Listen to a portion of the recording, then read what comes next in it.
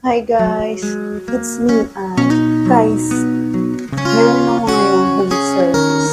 Lapit lang dito. Ninang siya ng anak ko. Yung girlfriend niya is ipapalayas ko. So, nag-prepare ako na dadalhin ko doon.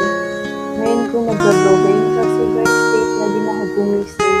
Kasi natamad ako. Tingnan niyo guys, wala pa ako supply. Look at myself. Hindi pa ako nag-aalmusal. 11 na.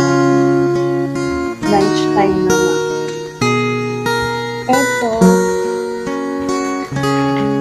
Ito yung gagamitin ko. Color. Pagpipilihan ko siya kasi nga magbabalayads na tayo. Tapos,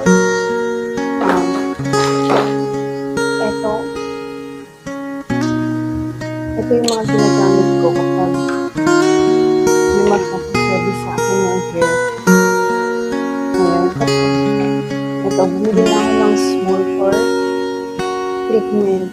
Ito, sa skin ko maganda to. Ayan lang. Ito-prepare ko na guys. Kasi nga, dahil na tamad akong kumilos ngayon guys, hindi ko alam kung bakit. Igagaya ko na kasi baka mamaya buti na ako ng hapon, wala pa akong natatapos. Grabe guys. Alam niyo ba guys, ako sa Maynila, kailangan mo mag-diskarte. Kasi kung hindi ka mag-diskarte guys, sa totoo lang, hindi ka makakaipon. Lalo na ngayon, may binabayaran akong lupa guys para sa future yun ng anak ko.